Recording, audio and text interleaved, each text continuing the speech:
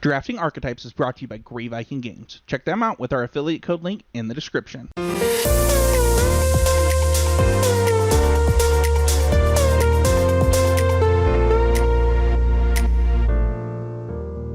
Hi everyone, this is Sam Black with Drafting Archetypes, and today we're going to discuss a new format, which is Midnight Hunt.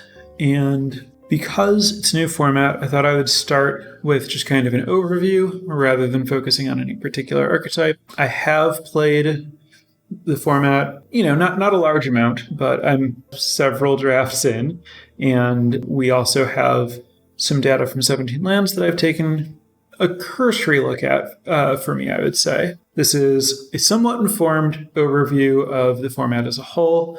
I'm certainly going to discuss some archetypes, but also just kind of like some big picture stuff about the format, kind of my first impressions and stuff. So let's see. The first major impression is that I think this format's very aggressive, which makes a lot of sense just in terms of the card file. A lot of cards create these decayed zombies that are 2/2s that can't block and can only attack once. And the rate on these cards is very pushed in that, for the most part, the cost to create a decayed zombie is like rounds to zero. Like most of the cards that make these zombies are cards that are analogous to cards that exist at the same cost and don't make zombies. So all these zombies can do by default is attack for 2 damage, which means that fundamentally life totals basically just start a little bit lower because you have these things that only exist to reduce life totals. I know that for myself, and I think a lot of other people who were first looking at the set before playing it, it seemed like it might be important to have 3 toughness creatures because there would be all these 2/2 zombies. But what I've found in reality is that it doesn't really matter because these 2/2s only attack once. And they're not really looking to get in as soon as possible. You're kind of just trying to accumulate a bunch of them if you're playing with them. And then you don't really attack with them until the end, because most of the time that you're playing with them, you have other things that you can sacrifice them for. And so there's no real hurry to trade them for damage. What that means is that if I'm playing against them and I have a 3 toughness creature, I don't want to hold my 3 toughness creature back to block because you're probably not going to attack with your 2-power zombie. So the play pattern is just not such that you actually end up actually threatening to block these things very often. So I think that 3 toughness creatures just don't, that's not actually a flashpoint in this format just because these zombies exist. Life totals kind of start artificially low. Things that cost sacrifice a creature are a lot cheaper than they would be if these things didn't exist. It's pretty easy to get them for free, so sacrificing them is pretty easy. They are fairly plentiful in blue and black, but obviously there are other colors that are doing other things. I would also note that it does not seem like an especially balanced format from first impressions. The things that all the colors are doing are not equally good. The biggest outlier on first impressions seems to be red. Red, according to 17 lands, every red archetype has a lower win percentage than every non-red archetype. So red does not appear to be very strong in this format. And that generally tracks with my experience. There are not a lot of good red cards. So I've found that I mostly want to avoid red, at least early, before very much correction has occurred. Other big picture stuff. I guess I should discuss briefly the way that day and night works, where if any card ever cares about day-night, then the rest of the game cares about day-night. And in previous Innistrad, it only switched from day to night if neither player cast a spell. Whereas here, it switches if the active player doesn't cast a spell. Basically, it only ever matters what the active player does, as opposed to either player in the old day-night cards. What that means is that as the active player, you have absolute control over what's going to happen next turn.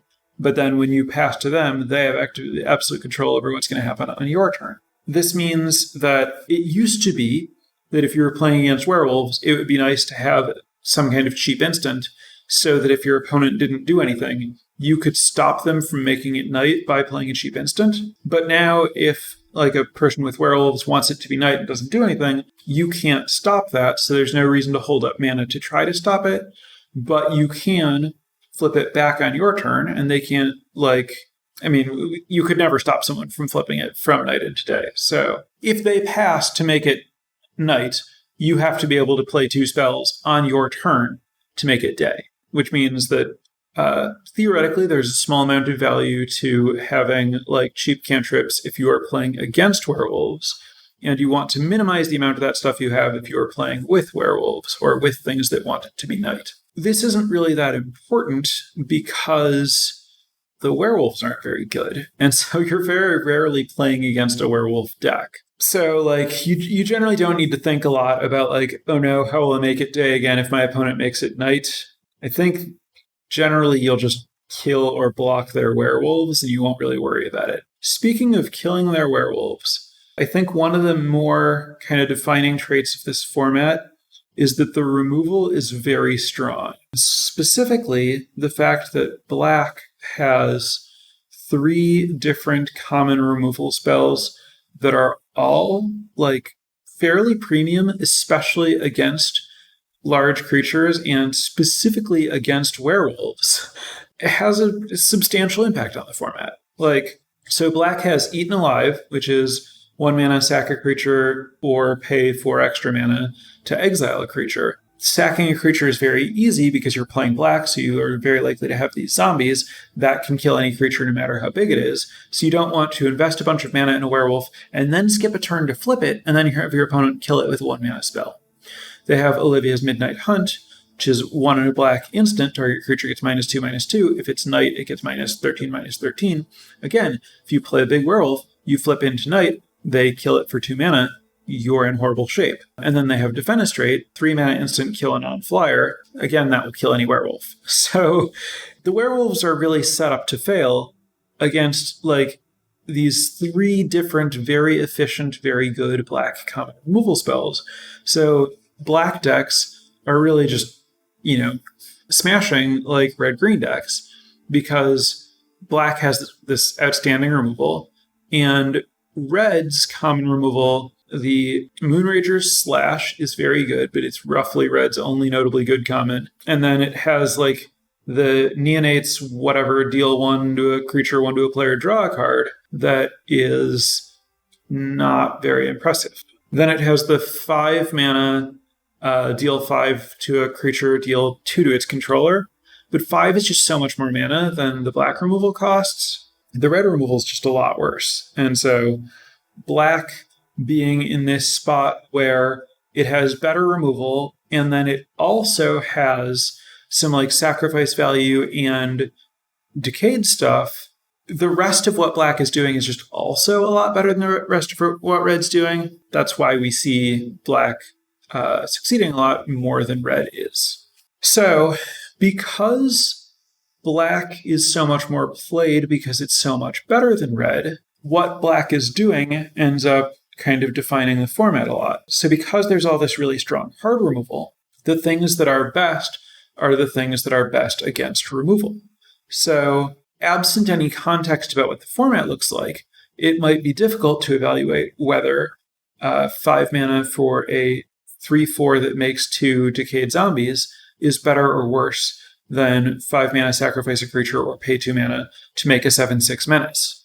But when you have the context that creatures die very easily, going down a zombie to get a large menace creature is a lot worse than playing 3 objects in one body. That's one, comparison of 2 cards of, same casting cost, same color, where before playing I thought it was, somewhat ambiguous which one's better, and after playing it's not the least bit close. Even if you're very good at making objects and not very good at sacrificing them, in all cases, you would rather have the Diregraph Horde that makes the zombies than the Murkrat Behemoth that sacrifices them. There are a lot of creatures in this format that do line up well against removal. You have Eccentric Farmer in green, the 2/3 that mills and then puts a card in your hand. You have every creature with Disturbed. You have Organ Hoarder, which is the 3/2 that looks at the top 3 cards of your library, puts one of them in your hand and the other 2 in your graveyard, which is currently the common with the highest win rate. You have the Search Party Captain, 4 mana, 2/2 that costs less mana to play for each creature you've attacked with and draws a card. All of this stuff is like where you want to be. You want to be playing creatures that give you value when they enter the battlefield, creatures that effectively give you value when they die, creatures that don't cost very much mana, and all of the creatures that are just like a lot of mana for a large body are not very well positioned because they line up so poorly against black cards. And then also, incidentally, against blue and white, those colors have a lot less removal, but certainly against the 4 mana blue card that puts the creature back on top of the deck, that's, going to be a lot better against expensive creatures that don't generate value than cheap creatures or expensive creatures that do generate value.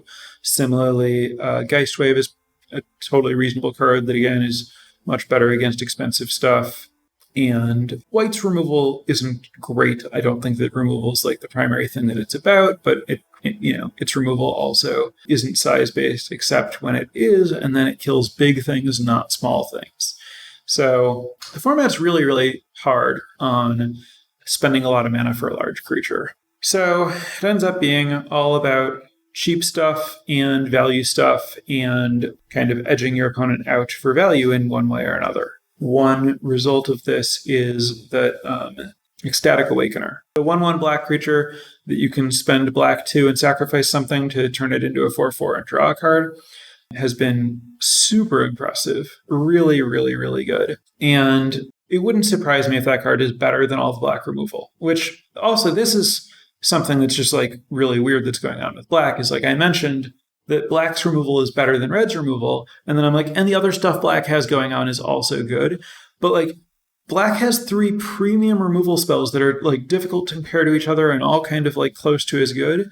And they're not even the best black cards. Diregraph Horde and Ecstatic Awakener might both be better than the black removal spells, partially because black has so many removal spells. And then it also has access to Silverbolt, which is another pretty reliable removal spell. To say nothing of the fact that it then also has good uncommon removal. The format feels fairly skewed at the moment, but it is what it is. So, with those like big picture notes, let's take just a quick run through the archetypes. Blue-white is currently, as of when I'm recording this, the most successful archetype on 17 lands. It is very interested in disturbed creatures, and Shipwreck Sifters is really good in that archetype, especially if you can get multiples of them. That's the 2 mana 1/2 ETB, draw a card, discard a card. If you discarded a spirit or creature with Disturbed, it gets a +1/+1 counter. Actually, whenever you discard one of those things, it gets a +1/+1 counter. There aren't a lot of ways to discard those things. The best way is to just play another Shipwreck Sifter. There are a few other ways, but the other common way to do it in those colors is with Shipwreck Sifter. So it is a common that's good in that archetype and then scales really well in that archetype. Look for getting those, especially if you can get some of them late, because basically no other archetype wants it.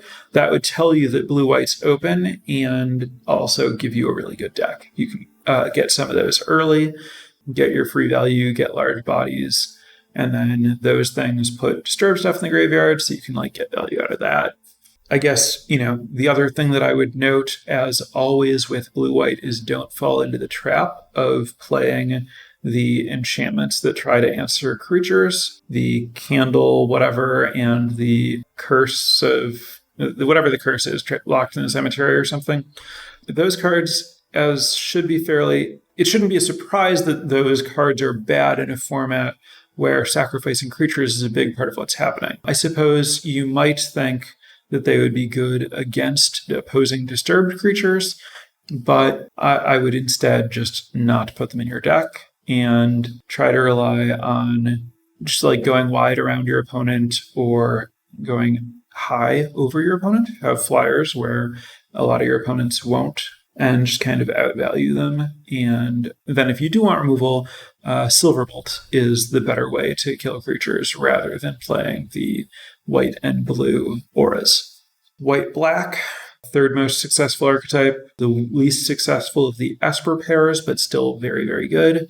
This, as I was hoping, it does follow in the tradition of dead humans from previous Innistrad, very much about making tokens, sacrificing those tokens, getting value when you sacrifice them, and then also having other things that see that they were sacrificed and pay you for that. A lot of really good removal. You pick up the uncommon black-white removal spell, 2 mana, sacrifice something, exile something, flashback to do it again. Like, because black-white kind of fundamentally wants to play just like all cheap stuff, it just lines up well in the format for all the reasons that I was talking about how the format is about that kind of game. White-red is the most successful red archetype. This color pair is kind of generically aggressive. Theoretically, it's doing some nonsense with being interested in flipping between day and night, but really you just want to focus on, like, typical Boros aggro stuff. White-green is doing Coven aggro. You're looking for creatures that you want to play a slightly lower curve, and you want to, I think basically all of the Coven tricks, specifically the 2 green instant, 1 and a green, like green colorless commons that care about Coven, are really good. So that's the fight spell that gives you a +1/+1 counter if you have Coven, and the +2/+2 draw a card if you have Coven. Those cards, I think, are kind of the backbone at common of the green-white deck. And then you want to play just like a nice mix of little, different sized cheap creatures, but you want to play 1-drops in this deck so that you can turn on your Coven stuff as soon as possible. Also, there are a number of rewards for going wide, mostly at uncommon. The uncommon 2 mana, all of your creatures get +1/+1. If you have Coven, they get an extra power. Has been extremely impressive and powerful. You want to play that with all the go wide stuff that exists there. There are a lot of uncommon Coven payoffs that have all been really good. You really want to just lean into trying to turn on Coven as soon as possible by playing 1-drops and then attacking and playing tricks and stuff. Blue-black is the second most successful archetype. That's the deck that is most about these zombies. Siege Zombie and Larder Zombie, Siege Zombie more than Larder Zombie, are both very good because you end up with large numbers of these creature tokens that you don't want to do anything with except tap them. So having a way to tap them to make them give you value over time rather than value just once is really important, especially since blue-black generally plays a longer game. I think those two are really important just in terms of getting the most out of the resources that you're going to have anyway. I'm still personally working out exactly how aggressive this deck wants to be.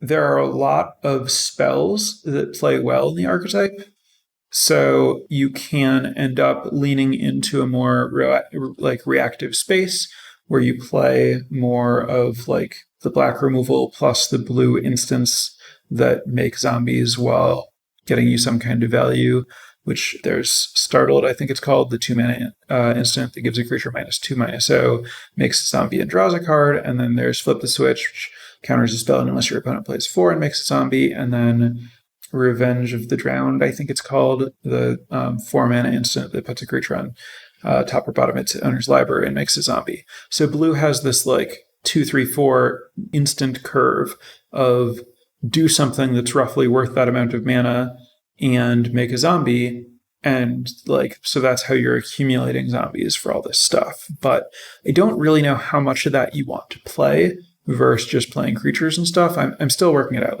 There are a lot of good cards in blue-black. The archetype's very strong. There's a lot of synergy among them. Where it gets tricky is there are so many good cards that I'm still working out exactly what I think it wants to do in general. Blue-red, I think, is largely a trap. Blue-red asks you to play a bunch of spells to trigger things that like it when you play spells. Most of the spells that you would be trying to play don't really do anything, and the format is very punishing of you trying to put a lot of effort into spending mana to draw cards and manipulating whether or not it's day and night, and generally not impacting the board as much as other people are, or like moving in on some like single it's a lot of air and a few important pieces, and since there's good removal, people just kill your important pieces and leave you with a deck full of air. If you think of red as being about like Delvers and Kiln Fiend type cards, when the format has a bunch of good removal, they just kill your Kiln Fiends. And then all of the like instants are just like clunky and you end up getting run over by the like cheap value stuff that everyone has to play. I'm sure there are better and worse ways to draft the deck,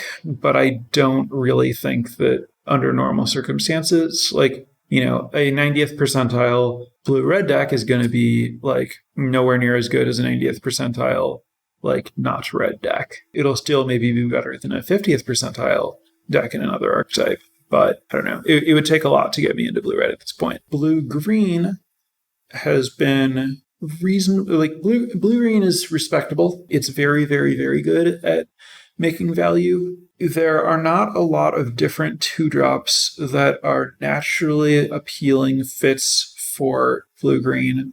So any that you see, like basically you want to just like get some 2s into your deck is the thing that I would say. Like be careful to have reasonable 2s, even if the 2s aren't like particularly on plan, just so that you're spending mana on 2, because ideally you want your deck to be full of like these eccentric farmers and organ hoarders and flashback spells. You're gonna like have a lot of card flow and plenty to spend your mana on. You're not really gonna run out of stuff to do. So you really want to make sure that you do something proactive on turn 2. Part of why blue-green plays well is because you don't need to take a turn off to generate your value. You get to like do it with creatures that just like give you value for free. So like switching from like blue-red where it's asking you to like play flashback spells that like give you value, like when you just have eccentric farmer instead, everything is like much better. And then you like the green removal, if you have like the fight spell with Coven and potentially like clear shot or whatever uncommon, you're not particularly behind red, not all that much anyway, at killing stuff. So it's kind of just better, I think. Black-red is at least trying to do something reasonable for the format, which is have a low curve and attack your opponent, and then snowball by playing things that reward you for having damaged your opponent previously. That's all well and good, but it runs into reasonably significant issues with the fact that the red cards just aren't very good. So you're basically just like similar to the other black decks, but with worse card quality. You might pick up some synergy, and if you find yourself at a table that understands that red isn't very good, so red is open, then you might end up in a spot where your deck is like trying to do something, and because you're getting your pick of red cards, you're not paying for it in card quality, and then you're in pretty good shape. Also, there are some like uncommon payoffs that are pretty good for like really leaning into doing the thing. I would say if you are competing with somebody else for red-black, your card quality is really going to suffer, but you will sometimes find spots where just like being a good beatdown, where trying to beat down is structurally good enough that you'll be able to win. But for the most part, I think like black-red needs to be uncontested. When it is, you can certainly end up with a good black-red deck, but proceed with caution. Black-green kind of lacks identity. I guess I feel like its identity is just a slightly less defined version of black-white. Both decks are interested in having creatures die, but I guess I don't think green is contributing as much to the total package as white is. A little bit worse at giving you tokens while not really giving you ways to make things die very well. And not offering the like incidental payoffs for stuff dying as well. It's felt exactly what you would think from there, where it seems fine, but just a little bit less synergistic than Black-White, which I think is a little bit better. It does have more self-mill and then like kind of more of a recursion package, but I guess I'm less interested in the recursion package than I am in the token package from White, because the recursion package is more mana hungry. And I've talked about how mana hungry is a problem in this format because I think it's pretty aggressive. So if you're building around like this recursive stuff, you need to understand that you're putting mana into getting your value. And so you need to make sure that you don't fall behind too much while you're doing that, because again, you're starting with it kind of a lower life total because of the fact that most decks are built around like these tokens that kind of give your opponent free damage or random extra flyers. Black-green traditionally struggles against flying creatures. So when there's this whole mechanic of my creature dies and then I get a flying creature, Black-green's default plan to handle flyers is, I'll use some removal spells to kill them. But when all the flyers are just like these incidental random objects that appeared because your opponent was playing a game, it's pretty rough to plan to spend removal on them. So I would say also just make sure that you've drafted your deck in a way that is prepared to handle those disturbed creatures. Finally, red-green. I already talked about where this deck struggles. I don't have a lot to say about why it doesn't or how to like get over that. The thing that it's trying to do is werewolves. The format is reasonably hostile to werewolves. I guess hope that you get some, like there are some strong werewolves, hope that you get them. And if your opponent stumbles and you played a 2-mana werewolf, it's pretty easy to run over them, but I am not optimistic about this archetype. And there you have it. Those are the archetypes and the overview. So let's turn it over to chat for questions. I am doing this all fairly extemporaneously. I haven't prepared any notes because I have been drafting all day to figure out as much as I can for this, which is to say, any new patrons, thank you. I will be recording my next episode fairly shortly and looking into things like who you are and having more like my normal structure. This is not exactly a bonus episode because I did wait earlier this week to record this because I wanted to have a little bit more context and information to speak to. So things are a little bit different on my end. There aren't any notes for you to look at. Apologies for slightly underserving my patrons here where there was nothing to vote on, no notes to look at, and I didn't bother to know who you are yet. But I will try to make it up to you in the coming weeks. So, questions. TLDR Avoid Red? Yeah, I think so. Are we BFC bad on red? Really hard to say this early. Probably not, but it's too soon to know.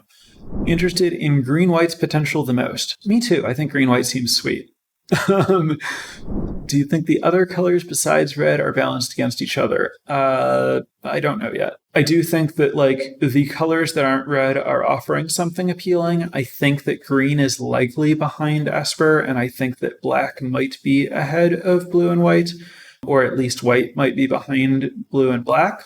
Though the fact that blue-white's the best performing, I don't know if that speaks to blue and white potentially being better than black. I think more likely it speaks to that particular archetype having pretty good synergies. So yeah, my guess is that the color order is roughly just reverse, like counterclockwise from black. So like black, blue, white, green, red. But I think the biggest gap is between red and green, and that the Esper colors are pretty close to each other.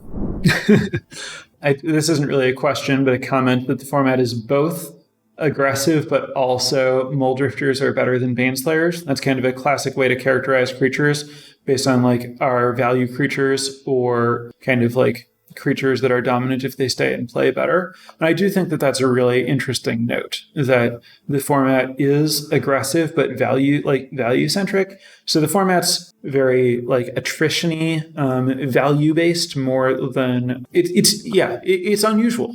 where like what matters is like normally in an aggressive format, the thing that matters is like tempo rather than attrition. But this format's kind of on the attrition side of the attrition tempo spectrum while still being aggressive. And all of that's because the removal's so good, so strong, I think. Next question, how do you prevent getting run over by all the tiny flyers? Reach creatures? Sure, if you have to, but the better answer is kill your opponent. Like, the tiny flyers are expensive to make and don't block especially well, so just kill them. And that's why this format is like ends up being aggressive and tempo based, is there's a ton of value that you can force your opponent to leave on the table if you just kill them. Hypothetically, that should be what is strong about red and green, is you should be trying to deny your opponent all of the like value that they're getting from this stuff that's supposed to give them value later, because you don't have that and you just have like raw numbers and you're attacking. The problem is the removal is too good to make those matter. So what ends up working best is slightly more resilient, more just like bad creatures that it's not good to use removal on, but still pressure your opponent. This is why Siege Zombie excels so much. Any early surprises that stick out to me? Well, I've covered the stuff that I think is true now. I don't know that it's necessarily useful to recreate what I might have guessed would be differently previously. Thoughts on Gavin Trapper? I've liked him in green-white. I think that it is okay to have Gavin Trapper in small numbers, largely to help turn on Coven quickly, but I think that it is very dangerous to, the format's so good at mana sinks that playing a thing that costs 2 mana to activate is dangerous, especially also since people generally shouldn't be playing big creatures. It's hard to get a lot of value out of tapping a little creature. Next question. When would you play 3 Evolving Wilds if I'm playing more than 2 colors? Next question. When you're in the Tiny Flyers deck, how do you prevent getting run over by big creatures? Well, the good thing about the Tiny Flyers deck is that you aren't actually putting Tiny Flyers in your deck. You're putting ground creatures that can trade reasonably and then spending mana to make the Flyers. The answer is you would plan on blocking, because if you can trade your creatures for their creatures, you then get to make a flyer later. So the other answer is if you are that deck and you are worried about getting run over, the Soul Warden Doom Traveler is a great way to have some extra time to start making your flyers, which I think is part of why the Soul Warden Doom Traveler has such good stats. Next question. Disturb seems to be super impactful. What about flashback in this iteration, on the other hand? Yeah, so part of that is exactly what I was just saying, where the disturbed stuff gets to trade right away to buy time to give you time to use the back half. Whereas a lot of the flashback spells, especially the flashback just like value spells, like the flashback cards that add stuff to your hand, you have to take a turn off to do that, and it doesn't contribute to the board, and then you have to spend more mana to get more value. And ain't no one got time for that. Like, you can't play a card that's asking you to like spend mana to put stuff in your hand, to spend mana to put more stuff in your hand. There are just easier ways to get value without falling behind on the board in this format. Best uncommons so far. When we're talking about the format as a whole, if you want to know the good uncommons, there's really no better way to answer that than just go to 17lands.com, sort by game and hand win rate, filter by uncommons, and just look at the top 10 cards on the list. Do I think blue-white performs better by the numbers, in part because so many of the disturbed creatures line up well against all the really good black removal? Yes, that's precisely what I'm saying. Like, I think the format's defined by black removal, but one-for-one removal spells aren't good against disturbed creatures, which is why blue-white is the most successful archetype right now. That would be my precise narrative about the format. Which of the 3 black removal spells do I like best in pick one situation? I genuinely don't know. Next question. Would I feel good in this set just picking removal early and not worrying about creatures until later? I would prefer to take value creatures early rather than removal early, I think, because there's so much good removal. And so the thing that like is best is the value stuff. All right. I have caught up on questions, and I think I would prefer to keep it shorter rather than longer for this kind of overview thing. So I'm going to wrap it up here. I want this to be, concise. I will be back on Wednesday at my normal time for the first archetype. I'm not sure what I'll be covering yet. Thank you, everyone, for tuning in, although most of my Twitch chat listeners were a captive audience who were just here watching my stream anyway. But yeah, it's time for me to get back to drafting, and like I said, I'll be back with another podcast soon. Thanks, and goodbye for now, everyone.